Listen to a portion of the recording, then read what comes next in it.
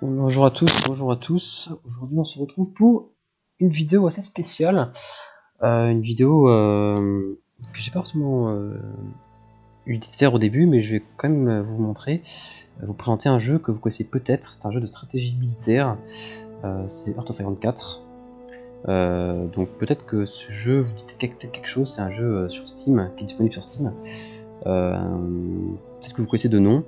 Et si vous ne connaissez pas, je vais vous présenter ce jeu. C'est un jeu de, comme son nom l'indique, de stratégie militaire de la Seconde Guerre mondiale, qui s'étend de 1936 à 1951. Donc vous pouvez prendre le pays de votre choix, celui que vous voulez parmi les pays disponibles, peu importe les pays du monde, et vous pouvez en faire un immense empire. Vous pouvez également suivre l'histoire chronologique, ou vous pouvez changer le cours d'histoire à votre guise. Donc c'est un jeu non seulement stratégie militaire, mais aussi politique, parce que ce sera à vous aussi de bien choisir vos alliés pour combattre, et aussi vos choix politiques vont dépendre également. Donc c'est un jeu qui est très modable, hein. C'est un jeu qui est vraiment quasiment basé sur les modes, hein. Vous voyez là, ça c'est toute la liste ici, là que je suis en train de mettre, c'est des modes. Donc c'est des modes que vous pouvez que vous avez sur Steam, et ce sont... je vais pas trop vous expliquer c'est qu'un mode, je pense que vous savez ce que c'est qu'un mode, mais en fait ça vous permettra d'avoir des fonctionnalités en plus qu'il n'y a pas dans le jeu de départ, par exemple. Voilà. Donc là j'ai mis des... Voilà, c'est des modes un peu différents, vous avez toujours de modes, voilà, c'est plein de trucs différents. C'est vous qui décidez. On va lancer le jeu. On va lancer le jeu. On va voir mon écran. C'est le 4e volume, hein, de ce jeu. C'est un jeu qui est réalisé par l'entreprise suédoise Paradox Interactive, et c'est un jeu qui a été lancé, je crois, en 2015, si je ne dis pas de bêtises. Personnellement, moi j'ai connu, je l'ai découvert l'année dernière, donc c'est toujours très intéressant. Donc vous avez, on va voir tout à l'heure, il y aura 2 modes de jeu. Il y aura soit 1936, soit 1939, on va vous dire ça tout à l'heure. Vous avez des belles cinématiques.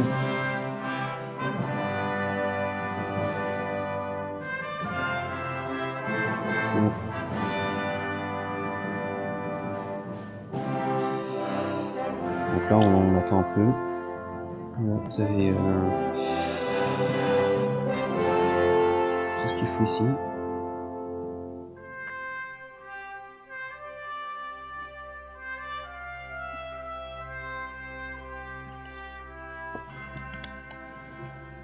Donc vous avez plusieurs modes de jeu. Vous avez un joueur, un multijoueur. Enfin, en fait, il n'y a que 2 modes de jeu. Il n'y a vraiment qu'un joueur et multijoueur. Alors multijoueur, je ne peux pas vous montrer parce que je suis en mode debug en fait. Et dans ce jeu, le mode debug en fait, c'est un peu un mode triche entre guillemets. Je suis en mode triche là, un peu. Donc je peux pas jouer en multijoueur en mode triche évidemment. Mais moi, c'est pas le but de cette vidéo. Je vais vous montrer le mode un joueur. Vous avez vraiment une belle présentation. Donc normalement si ça veut bien se lancer. Ça met un peu de temps, hein, c'est normal. Ça va faire un peu de temps. Voilà, donc là vous avez plusieurs modes de jeu. Vous avez un joueur, donc ça c'est le joueur solo en fait. Multijoueur je peux pas, je vous dis je suis en debug, c'est pour ça je peux pas le faire. Les options, voilà, les options du jeu quoi, les crédits et le nudge. Alors nudge c'est que en debug, en mode debug. En fait vous avez tous les codes triche en fait. Enfin, vous avez toutes les provinces, enfin tous les indices qui sont dans le mode triche en fait. Enfin, je vais pas trop vous en parler parce que vous n'avez pas trop compris. Donc un joueur, donc là vous avez donc c'est tacticiel. Alors tacticiel c'est vraiment pour les débutants en fait du jeu.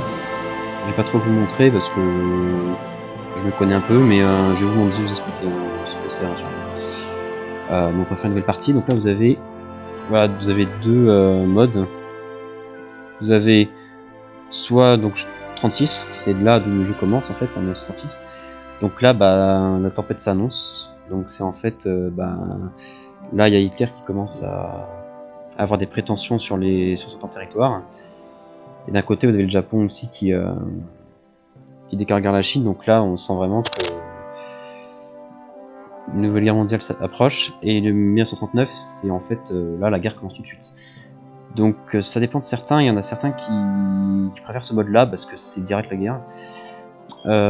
Pour ceux qui préfèrent vraiment prendre tout leur temps avant d'entrer en guerre, c'est pas le bon mode parce que vous risquerez peut-être de perdre la guerre rapidement. La France, par exemple, qui est sans doute une des armées de terre les plus puissantes de l'époque, vu qu'elle est très désorganisée, je pense que c'est pas le bon mode parce que vous risquez de perdre assez rapidement. Si vous voulez être la France, par exemple, il faut prendre 36 pour rien, c'est pas arrivé. Je pense que c'est le mode qu'il faut. Par contre, si vous êtes l'Allemagne, 39 c'est mieux parce que c'est direct pour déclarer la guerre, donc ça dépend de certains, ça dépend de certains. Je vais commencer en 36 parce que je vais vous montrer un peu les trucs qu'il y a. Là vous avez les principaux pays de la guerre. Donc là vous avez les pays majeurs entre guillemets plus certains dominions de l'Empire britannique. Donc la France par exemple, vous avez ici des chacun a ses qualités, ses défauts. Alors la France, la France c'est un pays qui est assez large avec ses colonies, parce qu'il faut oublier qu'il y a des colonies tout ça. C'est un des empires les plus larges, c'est un des empires les plus vastes du monde derrière le Royaume-Uni. Donc c'est un pays vraiment qui se base sur tous les continents. Et donc c'est un pays qui est très, très stratégique à prendre, notamment très intéressant. Donc là, comme vous pouvez voir ici, il y a l'idéologie, c'est la démocratie forcément. C'était pas une dictature, la France à l'époque. Donc la démocratie, en fait, c'est un pays ne peut pas déclarer la guerre de même idéologie, ne peut pas déclarer la guerre contre un pays qui n'a pas généré de tension mondiale. Donc par exemple, ils ne peuvent pas déclarer la guerre. Ils ne peuvent pas déclarer la guerre à la Pologne, par exemple, parce que la Pologne n'a pas généré de tension mondiale. Par contre, ils peuvent garantir des pays, donc promettre d'entrer en guerre en cas d'attaque d'un pays qui garantit, ce sera le cas de la Pologne notamment, et puis tension mondiale à l'aide de garanties. Donc ça c'est la démocratie. Alors la France, il y a beaucoup entre guillemets d'inconvénients, c'est que vous avez vu, il y a un vainqueur de la Grande Guerre, donc la Première Guerre mondiale. Forcément, vous avez la population recrutable. Vous recruterez moins de gens, vous recruterez moins de militaires parce que justement ils sortent vainqueurs de la Grande Guerre et forcément ils n'ont pas trop envie de refaire une guerre mondiale, donc forcément la France, une population recrutable qui est moins importante. Gouvernement incohérent, ça c'est le gros problème de la France. Gros problème. C'est pour ça que prendre la France c'est assez risqué si vous n'êtes pas entre guillemets un expert dans ce jeu, parce que vous avez vu que là le gouvernement incohérent, il y a 50% il y a la limite de capitulation est de moins 50%, c'est-à-dire que si Paris est pris, vous capitulez automatiquement en fait. Vous avez sans même combattre en fait. Donc la France elle capitule extrêmement facilement, donc c'est un gros problème également.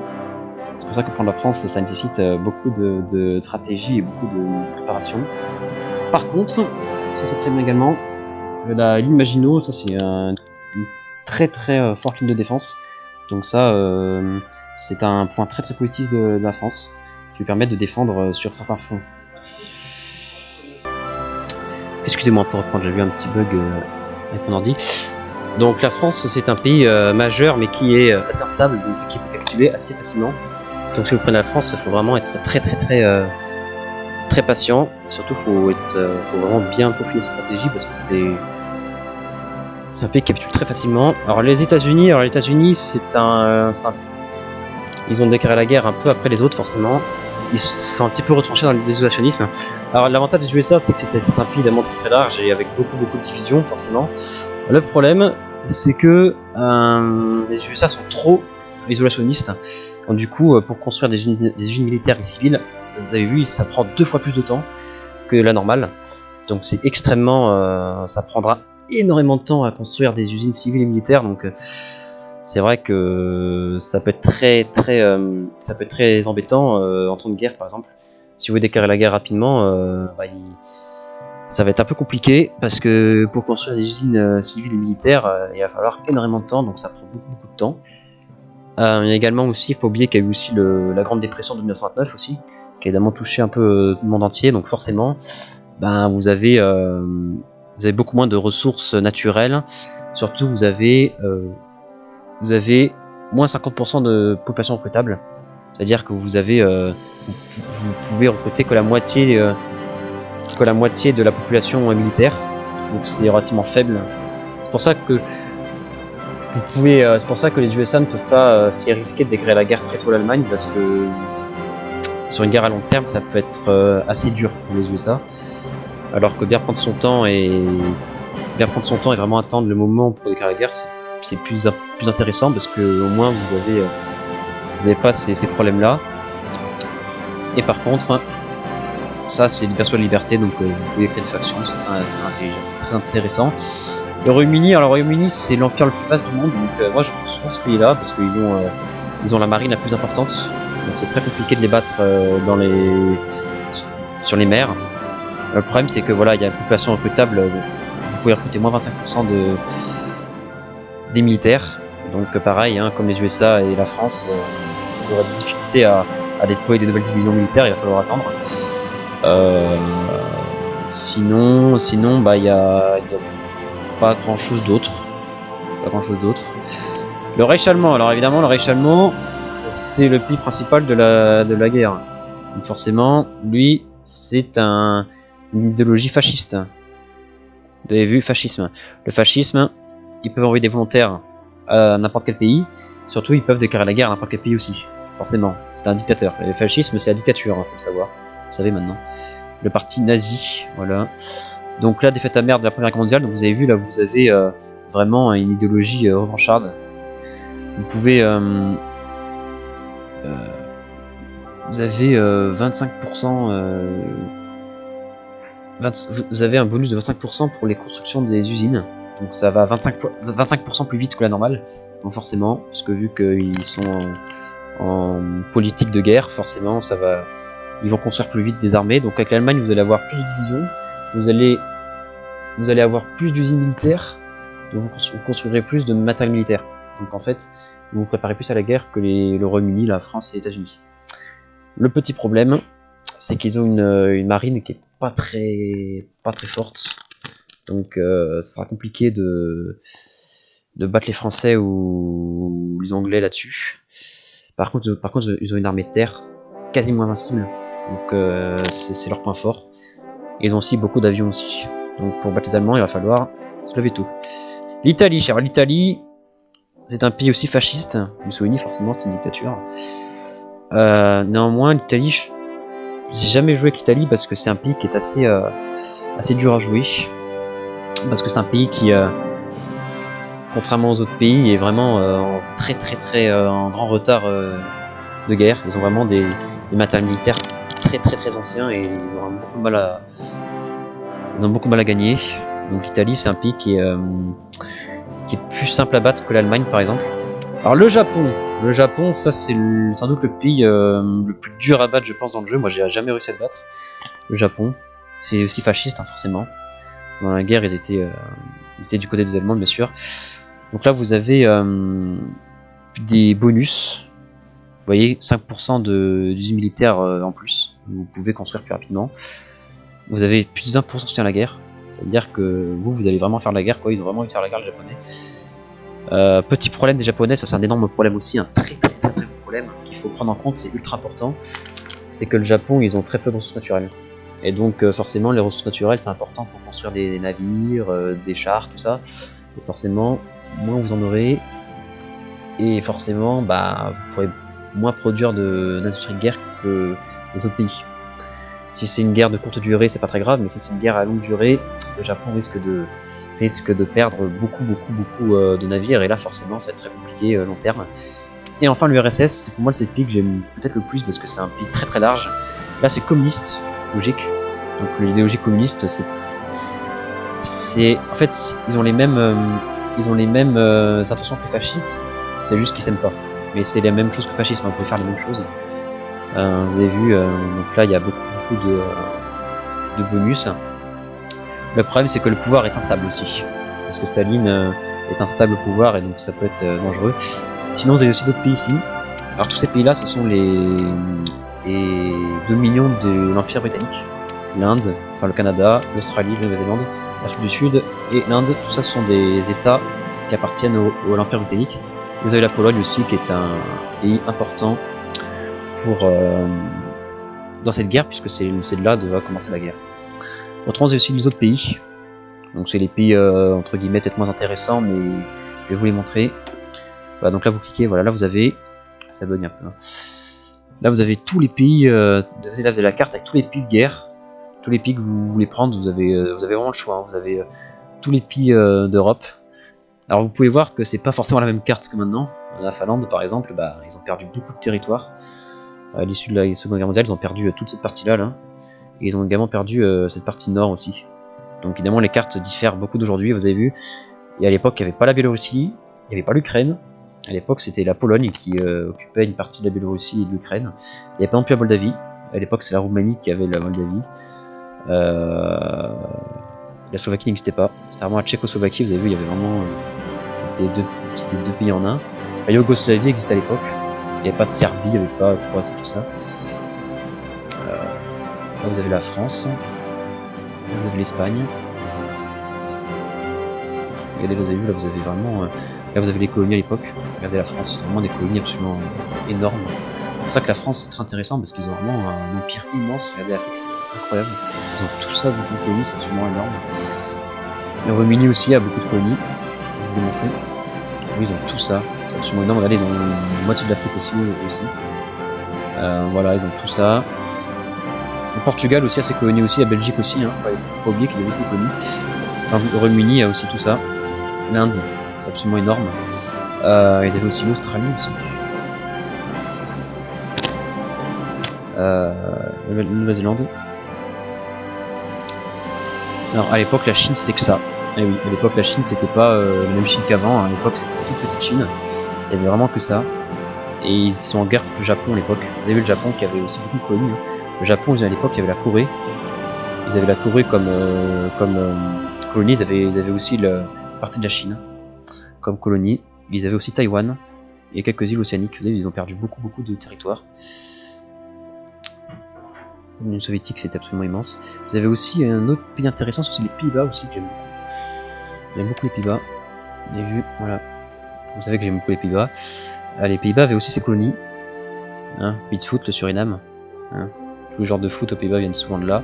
Vous avez des petites îles aussi, ici, par là, et vous avez aussi un autre état, c'est l'Indonésie. À l'époque, ça appartenait aux Pays-Bas, l'Indonésie. Donc vous avez un état fantoche, c'est toujours assez intéressant. Et les USA aussi, à l'époque, avaient vraiment... c'est très grand les USA aussi. Ils avaient l'Alaska, ils avaient aussi une colonie, c'était les Philippines aussi. Et quelques îles là. Enfin, c'est par là. Donc c'est vraiment vous qui décidez. Le pays que je choisissez, moi je vais prendre le Royaume-Uni parce que je vais vous expliquer pourquoi. Parce qu'ils ont un empire absolument gigantesque.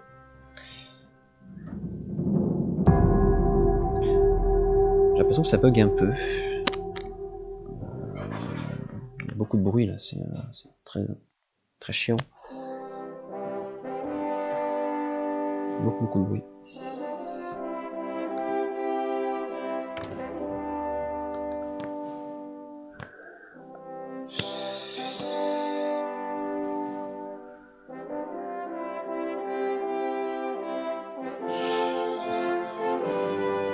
Allez, c'est un peu de temps chargé. Voilà, donc là vous avez toutes les divisions ici. Donc, tout ça c'est les divisions de terre, d'infanterie. Alors le Royaume-Uni on n'en a pas énormément, hein, parce que c'est pas leur point fort numéro 1. Le point fort numéro 1 de l'Angleterre, je vous l'ai dit, c'est les navires. Regardez, ils ont des navires partout dans le monde. C'est la puissance la plus forte.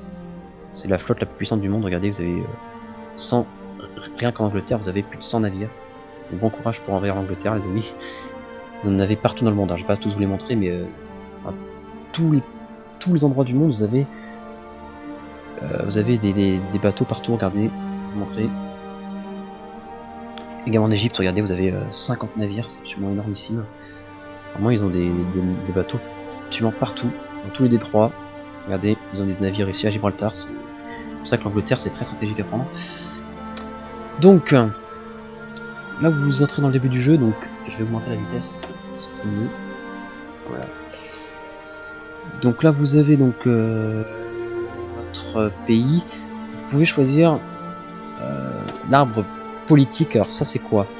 Alors ça c'est très important car ça vous permettra d'avoir des bonus militaires par exemple. Vous pourrez avoir des usines en plus, vous pourrez avoir des divisions en plus par exemple, en fonction du pays que vous avez. Et vous pouvez également aussi décider de devenir fasciste avec cet arbre là. Là c'est vraiment, ça nécessite beaucoup de temps, il faut être très très patient.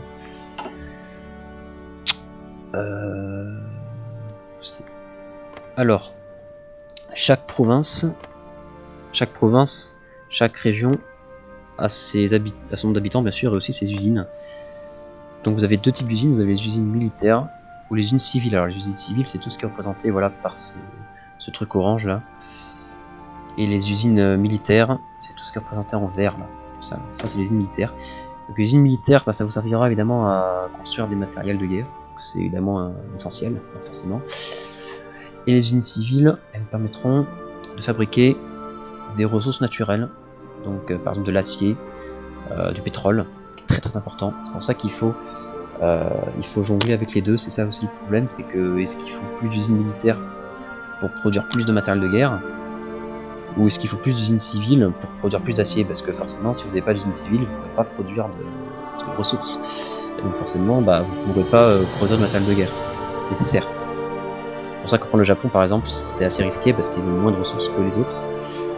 Pareil, par exemple, si vous avez pas assez de pétrole, bah, si vous avez pas assez de pétrole, vous ne pourrez pas faire démarrer les navires, les bateaux, quoi. C'est pour ça qu'avoir des ressources naturelles, c'est très très important, car ça permettra de faire démarrer le matériel de guerre, forcément. Donc, vous avez... Qu'est-ce que j'ai d'autre à dire? Oui, politiquement, voilà, ça c'est les choix politiques. Vous pouvez par exemple nommer un ministre fasciste, donc qui au bout d'un moment prendra le pouvoir. Là vous avez toutes les dépendances, tous les pays que vous contrôlez. Donc l'Australie, le Canada, je vous dis que c'est un empire immense. Hein. L'Australie, le Canada, la Nouvelle-Zélande, l'Afrique du Sud, l'Inde et la Malaisie. C'est important parce que vous pouvez prendre des militaires de ces pays-là. Donc vous pouvez gonfler votre le nombre de divisions. Ça peut être très intéressant en temps de guerre notamment. Et là vous avez tous les territoires que vous occupez. Voilà. Tous les territoires que vous occupez, regardez, il y en a énormément, Malte même carrément. Tous les territoires que vous occupez, regardez. Vous avez tous ces territoires là, c'est absolument énorme. Israël, à l'époque c'était sous contrôle britannique. Et Fidji, ça va faire plaisir à quelqu'un. Voilà, vous avez absolument tous les territoires que vous contrôlez, vous pouvez leur donner soit l'indépendance, soit les garder. Donc chaque division a son général. Par exemple, là, je vais les nommer. Allez, ça bug un peu. Attendez. Voilà, là ça bug un peu. Donc vous avez vos divisions, vous pouvez nommer les généraux que vous souhaitez. Alors vu que c'est au Royaume-Uni, il y en a beaucoup. Donc en fait, chaque commandant a un nombre de compétences. Vous avez compris que plus il est élevé, plus le commandant est compétent. Donc ça va de 1 à 5. Donc chaque commandant a ses bonus. Comme Montgomery par exemple. Montgomery, je comprends pas pourquoi c'est à 4 parce que c'est un très grand général. J'ai pu se laisser dans le front africain. Par contre, je vais prendre par exemple Uchimnek, qui a une compétence de 5, vous avez vu, et c'est plus un défenseur. Vous avez vu, il a une note de 6 en défense, c'est-à-dire qu'il a 15% en plus en défense. Donc c'est vraiment un très bon défenseur. Donc chaque division, vous pouvez nommer les généraux que vous voulez, et forcément, bah, plus la note est élevée, plus vous avez des chances de l'emporter face à un autre pays. Vous avez aussi également les navires. Vous pouvez nommer un commandant de marine, pareil, de 1 à 5. Donc là, vu que c'est le Royaume-Uni, vous en avez énormément. Parce que le Royaume-Uni, les navires, je vous l'ai dit, c'est ce qui se fait de mieux dans le monde à l'époque. Donc par exemple, je vais nommer Cunningham, un très grand général. Et il est à 5, comme note. Ça bug beaucoup. Voilà, vous avez vu là il a 5 en attaque. Vraiment c'est un très grand chef d'armée. Par contre, vous ne pouvez pas nommer de commandant pour l'armée de l'air. Ça c'est un petit problème, mais bon, on peut pas tout avoir. Donc là vous avez tous les types d'armées. Vous avez l'armée de l'air, qui est représentée par les petites bulles d'avions, comme ça. Tous les territoires avec des avions comme ça, c'est des bases aériennes. C'est-à-dire vous pouvez déployer des avions militaires. Alors à vous de bien choisir la zone que vous avez envie de défendre. Si vous avez vraiment envie de défendre l'Angleterre, par exemple, vous allez mettre beaucoup d'avions ici pour empêcher les invasions aériennes. Ou vous pouvez aussi également décider de les mettre en Afrique pour empêcher toute invasion ici de colonies, parce que c'est très important, vous avez beaucoup de ressources. Par exemple, alors ici il n'y a pas grand chose. Allez, montrez-moi quelque chose. Et y a pas, apparemment il n'y a pas de ressources ici. Apparemment il n'y en a pas ici. On va aller en Inde. En Inde, il y a énormément de ressources. Ouais, par exemple, vous avez vu, vous avez 6 tonnes de chrome. Et ça, en fait, c'est très important parce que ça vous permettra de construire des matériels de guerre. Forcément, si vous perdez ces territoires-là, vous allez perdre beaucoup de tonnes de ressources naturelles. Et forcément, sans ces ressources naturelles, vous ne pourrez pas produire de matériel. Donc, plus vous perdez de territoire, plus ce sera compliqué pour vous parce que vous ne pourrez pas construire, vous aurez beaucoup de problèmes pour construire le matériel de guerre. C'est pour ça que c'est très important d'avoir ces ressources naturelles. Regardez par exemple.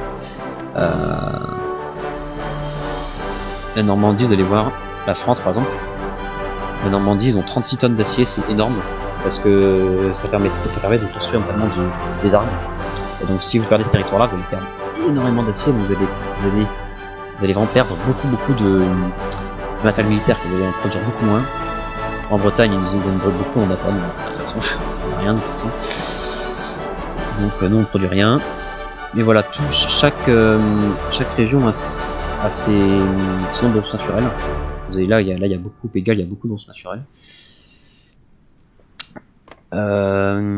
Très important également, il y a aussi, ça c'est très important pour gagner la guerre, le nombre de points de victoire. Alors qu'est-ce que c'est que ça? Le nombre de points de victoire, vous avez un chiffre ici là, 25 étoiles. Alors ça c'est les points en fait nécessaires à la capitulation. C'est-à-dire que plus, c'est logique, hein, mais plus le nombre de points sont élevés, plus vous allez capituler. Enfin, vous aurez des chances de capituler, forcément. Par exemple, Birmingham a 25 points de victoire, parce que c'est une très grande ville, Birmingham. Si vous perdez Birmingham, vous avez 25% de chance de capituler. À peu près. Donc forcément, vous êtes un peu dans la merde, si vous voyez ce que je veux dire. Vous allez perdre une grande ville, et forcément, vous perdez beaucoup de matériel militaire. Vous perdez beaucoup de ressources naturelles. Donc pour produire le matériel militaire, ça sent pas bon. Liverpool, c'est 30 points de victoire. Donc là pareil, mince, pardon. Liverpool, si vous voyez ici, c'est 30 points de victoire. Donc si vous perdez Liverpool, vous perdez 30% de capitulation. Donc si vous accumulez tout ça, évidemment vous allez capituler la France, par exemple Paris. Paris c'est 50 points de victoire, c'est-à-dire que si vous perdez Paris, vous allez limite vous capituler quoi. Limite, hein. C'est limite vraiment dans la grosse merde. Et puis en plus la France a en plus un gouvernement cohérent, donc en plus vous allez capituler tout de suite sans même vous défendre. Donc en fait votre capitale en fait ce qui est logique en fait c'est le plus important, c'est ce qui est nécessaire. Si vous perdez votre capitale ça sent pas bon quoi. Londres encore c'est pas très grave parce que Londres peut être pris, mais Paris c'est beaucoup plus dur de reprendre. Donc Londres c'est 50 points aussi, hein, c'est le max. Donc en fait plus vos points sont élevés, plus si vous perdez cette ville en fait vous aurez plus de chances de capituler. Donc faites attention à bien protéger vos capitales. Donc pour éviter ça, vous avez plusieurs solutions. Ça vous avez les navires. Donc quand vous êtes le Royaume-Uni, c'est sûr que c'est beaucoup plus intelligent parce que vous allez défendre vos côtes de toute invasion, donc ça vous permettra de vous protéger. C'est pas nécessaire d'en construire plus parce qu'en fait le jeu en fait vous avez tellement de navires en fait que vous pouvez résister tout le temps de la guerre en fait. Vous allez à chaque fois qu'il y aura des combats un combat naval en fait vous aurez la supériorité de toute façon, donc ça sert à rien de construire plus de navires que ça puisque vous avez la supériorité à chaque fois. Laissez les faire, vous allez avoir la supériorité. Par contre il faut également avoir la supériorité aérienne si vous êtes l'Angleterre, c'est très important, car c'est ce qui vous permettra de gagner la guerre ou non. Alors vous avez plusieurs types d'avions. Vous avez des chasseurs et des bombardiers. Alors, comme son nom l'indique, les chasseurs, ce sont des avions en fait qui vont chasser les autres avions, donc qui vont s'attaquer uniquement à des avions. En fait, ils s'assureront la supériorité aérienne. Plus vous êtes chasseur, plus vous pourrez détruire des avions et plus vous aurez la main sur les airs. En revanche, les bombardiers, eux, ne s'attaquent que à bombarder des usines ou des troupes. Voilà, donc ils ne bombarderont jamais des avions puisque ce n'est pas leur fort. Ils sont beaucoup trop beaucoup trop lents, ils sont beaucoup trop armés et surtout ils sont très peu blindés. Donc les bombardiers, il faut vraiment qu'ils soient protégés par des chasseurs. Parce que sinon, si vos bombardiers se retrouvent face à des chasseurs, ils vont se faire bouffer puisqu'ils ne savent pas se défendre contre d'autres avions. Eux, ils sont bons que pour bombarder des troupes, des bateaux, des villes ou des industries. Donc en fait, vous pouvez bombarder des villes, bah, vous allez utiliser des bombardiers, pas des chasseurs, parce que les chasseurs ne savent pas faire ça. Ils ne savent que bombarder les autres avions en fait. Ils ne savent que éliminer les autres avions. Donc en fait, si vous voulez avoir la supériorité aérienne, il vaut mieux prendre des chasseurs, parce qu'en fait, ils vont s'assurer d'attaquer tous les bombardiers et les autres avions. Mais par contre, ils ne bombarderont pas les usines, ils ne bombarderont que des avions de chasse, et les bombardiers, eux, ne bombarderont que uniquement des troupes ou des villes, ou des industries, tout ça. Donc forcément, ça peut être intéressant. Paralyser un pays, par exemple, vous bombardez leurs usines militaires qui produisent très peu d'armes, bah, vous allez prendre des bombardiers. Et plus vous en avez, forcément, plus vous allez bombarder les régions que vous décidez de bombarder. Et donc tout dépend de ce que vous choisissez de faire. Si vous décidez de prendre que des chasseurs, vous allez avoir la supériorité aérienne, mais vous pourrez que très peu bombarder les autres pays. Donc en fait, bah, vous aurez certes la supériorité sur les airs, mais par contre vous pourrez très peu bombarder les autres villes. Donc ce sera un peu de... Vous pourrez pas avoir trop la main mise sur la guerre, alors que si vous prenez trop de bombardiers, à l'inverse, vous pourrez sans doute détruire beaucoup d'usines militaires d'autres pays. Par contre, vous n'aurez pas la main sur les airs. Donc là, pareil, vous pourrez être repéré facilement. Donc c'est chacun ses qualités, ses inconvénients. Donc c'est à vous de bien choisir ce qu'il faut. Alors, pour ajouter des avions de chasse, de guerre, vous cliquez sur les avions là, enfin sur les petits avions noirs ou avec des bulles, hein, c'est pareil.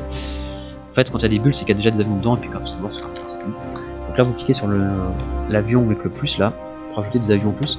Donc là, vous avez par exemple le nombre d'avions qui sont en réserve, donc que vous produisez grâce à vos usines militaires. Donc par exemple, j'ai un chasseur. Je le mets dans, je clique sur ce bouton là, et donc j'ai un avion supplémentaire dans cette base aérienne. Alors, quand vous êtes l'Angleterre, il faut jouer sur plusieurs tableaux. C'est pour ça que c'est assez compliqué aussi l'Angleterre, c'est qu'ils ont un empire tellement vaste que il faut vraiment choisir sa zone. Si par exemple vous êtes en Afrique, vous êtes en difficulté, il vaut mieux mettre vos avions là. Comme ça bombardera des troupes. Alors que si vous êtes votre Angleterre par exemple est attaquée, il vaudra mieux mettre vos avions ici pour vous défendre. Donc en fait il va falloir jouer sur plusieurs tableaux. Et donc ça c'est assez risqué quand un pays comme l'Angleterre. Parce que justement ils ont certains empires très vastes. Et ils ont surtout, vous avez vu, ils sont très vulnérables. Vous avez vu l'Italie par exemple, qui sera ennemie de l'Angleterre à beaucoup de frontières proches. Donc du coup il va falloir vraiment se battre sur beaucoup de tableaux. Et si la France capitule en plus, tous ces territoires là deviendront ennemis. Donc du coup vous aurez beaucoup de divisions un peu partout. Donc ça sera très compliqué. Si vous êtes l'Angleterre, vous serez un peu seul. Donc il faudra vous battre tout seul et ce sera assez compliqué. Donc là vous avez donc toutes vos divisions. Vous pouvez en produire plus en cliquant ici. Donc là vous avez tous les noms des divisions que vous pouvez faire. Alors pour pouvoir déployer une division, il faut qu'il y ait suffisamment de nombre d'armes. Donc là j'en ai très peu, donc je peux pas construire une division puisque j'ai pas d'armes, ça sert à rien. Pour en construire, pour avoir plus d'armes, il faut avoir plus d'usines militaires. Donc là par exemple, là j'en ai 5 dispo, j'ai 14 unités militaires. Ça va, on va dire. Donc par exemple, j'en mets 5 ici. Donc vous avez compris que plus vous mettez d'usines militaires ici, plus vous produirez plus de matériaux forcément. Là par exemple, je produis 18 fusils par jour. Si j'en mets plus d'usines militaires, je vais doubler, je vais en avoir 37. Ce qui est évidemment beaucoup. Donc en fait, plus vous aurez des unités militaires, plus vous allez produire des armes en fait. Et ça ira plus vite.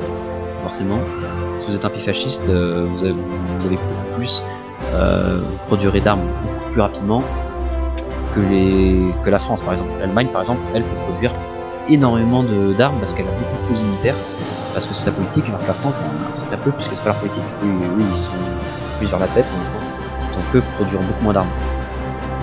Ils en produiront beaucoup moins rapidement. Donc forcément, quand il y aura une guerre, l'Allemagne aura plus l'avantage sur le papier. Après, tout dépend de votre politique. Hein. Si vous décidez de mettre en place des unités militaires, vous pouvez faire ce que vous voulez. Alors, vous avez des colonies partout. Hein. La Grande-Bretagne, vraiment, ils ont des colonies partout. Vous avez vu là, il y a vraiment toutes les îles ici. Vous avez vraiment des îles vraiment partout, les océaniques, tout ça. Vous avez vraiment beaucoup de colonies. Il y en a surtout une qui m'intéresse et qui est assez sérieuse, c'est notamment la colonie, c'est celle-ci. Les îles Gilbert, les îles Fidji notamment. Je vais vous la montrer. Il y a quelqu'un qui va être content. Mais vous avez vraiment des bateaux partout, hein. Vous avez vraiment la marine britannique partout. Donc c'est pour ça que c'est important de prendre le Royaume-Uni parce qu'ils ont vraiment une marine qui est présente partout. Voilà, donc là vous avez vraiment toutes les îles, vous avez même les îles Fidji. Vous avez vraiment toutes les îles contrôlées par les Britanniques. Donc vous contrôlez les Fidji. Vous pouvez leur donner indépendance si vous voulez, mais je ne vais pas le faire, bien sûr. Et vous avez aussi vos dominions, donc des pays qui vous appartiennent, mais qui ont leur propre chef. L'Australie par exemple, je vais vous montrer. L'Australie a son propre dirigeant, néanmoins ils sont sous mon contrôle. Donc par exemple, c'est moi qui décide qu'est-ce que je peux en faire.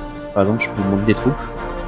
C'est-à-dire que, par exemple, je sais pas moi, par exemple, l'Australie actuellement a 7 divisions qui appartiennent à l'Australie, mais vu qu'ils sont toujours sous ma domination, je peux par exemple demander à prendre le contrôle de toutes les divisions australiennes. Vous voyez, hop, ça va arriver. Voilà, donc là maintenant toutes les divisions australiennes sont sous mon contrôle, donc je peux en faire ce que j'en veux. Je peux leur donner un propre commandant, tout ça. Donc c'est pour ça que le Royaume-Uni c'est un pays assez stratégique, parce que vous avez vraiment énormément de pays que vous contrôlez. Donc vous avez beaucoup plus de divisions que les autres pays en fait. Par exemple l'Inde, regardez, l'Inde que je contrôle. Hein. Ils ont également pareil, ils ont leur propre chef. Néanmoins, ils sont sous mon contrôle, vous voyez, ils sont sous mon contrôle britannique. Donc je peux en faire ce que j'en veux. Je peux également demander de prendre des troupes, par exemple. Vous avez vu, en tout ils ont 11 divisions. Donc je peux décider de contrôler toutes les divisions, c'est-à-dire que je peux avoir 11 divisions en plus que j'en ai. Donc c'est 11 divisions, c'est presque... 11 divisions, c'est presque... c'est des centaines de milliers de militaires. Hein. Enfin même plus, hein, c'est presque le million, il faut le savoir. Hein. C'est pour ça que c'est absolument énorme. C'est pour ça que l'Angleterre d'ailleurs, j'aime beaucoup pour l'Angleterre parce que vraiment j'ai tous ces dominions là, toutes ces colonies qu'il y a, c'est absolument incroyable. Même la Malaisie aussi, regardez, vous avez vu, il y a des grands bateaux partout, il y a vraiment des bateaux partout. Vraiment la marine est présente partout. Même à Hong Kong, qu'à l'époque était évidemment britannique. Vous avez vu, il y a vraiment... Donc vous pouvez vous battre sur plusieurs fronts, face au Japon par exemple, face aux Allemands d'un côté. C'est pour ça que l'Angleterre est vraiment... C'est vraiment stratégique de prendre ce pays parce que c'est vraiment un pays ultra large. C'est le pays le plus large au monde hein, à l'époque. Parce qu'ils ont toute leur colonie, tout ça, donc c'est un pays avec le plus de territoire. Forcément, l'Angleterre peut faire ce qu'elle veut. Vous avez aussi quelque chose de très important, évidemment, c'est les recherches. Les recherches d'armes. Et donc forcément, par exemple, je vais vous montrer, vous ne pouvez pas produire de tanks si vous n'avez pas fait ces recherches. Donc tout ce qui est en vert, c'est que la recherche a déjà été faite. Si c'est en jaune, c'est que vous n'avez pas encore fait. Donc en fait, votre production dépendra aussi de vos recherches. Par exemple, j'ai envie de produire des chars lourds, bah, je peux pas parce que la technologie je l'ai pas encore faite. J'ai pas encore fait de recherche là-dessus. Donc pour en produire, il faut que cette recherche soit faite, terminée. Donc ça nécessite 146 jours de créer ce modèle. Donc on va cliquer dessus. Donc dans 146 jours, je pourrai en produire. Ça bug un peu, hein, ça bug un peu. Vous avez vu, ça nécessite beaucoup de ressources naturelles, c'est très important. Pareil pour l'artillerie, idem. Si vous voulez en produire ici, bah, si vous voulez produire des artilleries anti-chars, il va falloir rechercher ces trucs-là. Pareil, vous avez également des doctrines très importantes, les deux doctrines terrestres, c'est-à-dire votre priorité dans les combats. Est-ce que vous voulez vraiment être que sur la défensive et avoir des bonus de défense, ou est-ce que vous voulez être que sur l'offensive et avoir des bonus d'attaque? C'est vous qui décidez, soit des bonus de défense, soit des bonus d'attaque, c'est vous qui décidez, ou de planification aussi, c'est vous qui décidez. Alors ça c'est important, c'est la recherche sur les navires. Bon, vu que c'est le Royaume-Uni en soi, c'est pas ultra important, parce qu'ils ont déjà beaucoup de navires. Donc vu qu'ils ont une marine très importante, c'est pas en soi ultra nécessaire de faire des recherches là-dessus. Plus vos recherches, plus vous aurez fait, plus vos recherches seront effectuées, plus vos bateaux sont puissants forcément. Par exemple, ce bateau-là, c'est un bateau de base, c'est-à-dire c'est un bateau basique qui a ses qualités. Alors que par contre, si vous recherchez ce bateau, ce navire, il sera beaucoup plus puissant. Il sera beaucoup plus blindé. Il consommera peut-être un peu plus, plus de carburant, mais il sera beaucoup plus fort en attaque, par exemple. Donc, vous avez vu, là, il y a un niveau 2, niveau 1. Donc, en fait, plus vous allez rechercher des bateaux, plus forcément ils seront performants, ce qui est logique. Hein, plus on avance dans le temps, plus on améliore nos industries de guerre. Bon, vu que c'est le Royaume-Uni, en soi, c'est pas très important parce qu'ils ont une armée navale qui est déjà très importante. Par contre, si c'est un pays comme la France ou l'Allemagne, c'est important. Encore une fois, c'est à vous de décider, hein, si vous voulez tout donner sur les... Si vous voulez décider de faire de votre pays la meilleure flotte au monde, bah, vous allez faire des recherches là-dessus. Par contre, si vous voulez faire de votre pays les meilleurs pays en termes de chars, bah, vous allez tout donner sur les chars. Et si vous voulez faire de votre pays la plus forte armée terrestre au monde, vous allez faire des recherches là-dessus. Donc c'est vraiment vous qui choisissez vos recherches. C'est vraiment vous qui faites en fonction de vos envies. Pareil pour les avions, si vous voulez faire par exemple de votre pays la plus forte armée aérienne, la plus forte armée de l'air, la plus puissante, bah vous allez faire vos recherches là-dessus. Et encore une fois, c'est en fonction de vous. Ça veut dire que si vous allez faire des recherches sur les airs, ça veut dire que vous en ferez moins sur les autres. Donc c'est vous qui décidez, hein, si vous voulez faire de votre pays une très forte nation sur les airs, bah vous allez faire des recherches sur les airs. Sur les navires, bah, vous allez tout mettre sur les navires, etc. C'est valable pour tout. Forcément, c'est pour ça que c'est un jeu stratégique. C'est vraiment vous faites vraiment ce que vous voulez, mais c'est vraiment en fonction de ce que vous voulez faire. Voilà. Donc c'est à vos risques et périls, comme on dit, parce que si vous êtes très fort sur les airs, mais que vous avez moins d'armées terrestres, par exemple, ça pourrait vous jouer des tours. Alors que si vous avez beaucoup d'armées terrestres et très peu d'armées de l'air, vous allez aussi avoir du mal dans les airs. Donc vous pourrez aussi perdre des batailles. Donc c'est vraiment vous qui choisissez. Faites le pour et le contre et faites le juste équilibre. Et ayez la meilleure stratégie pour gagner. Pareil, là vous avez aussi des doctrines aériennes. Donc par exemple, vous pouvez décider de faire par exemple cette doctrine là, doctrine sur les opérations, donc vraiment bombarder, faire que des bombardements par exemple.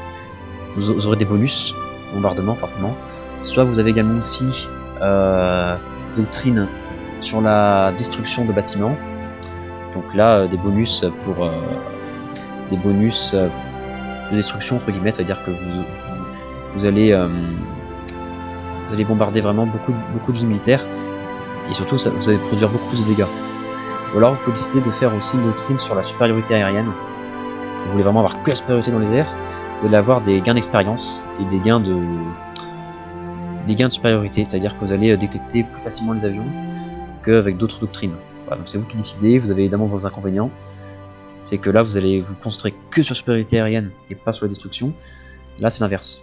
C'est que la destruction et pas de la supériorité. Et puis ça c'est plus des opérations sur les troupes.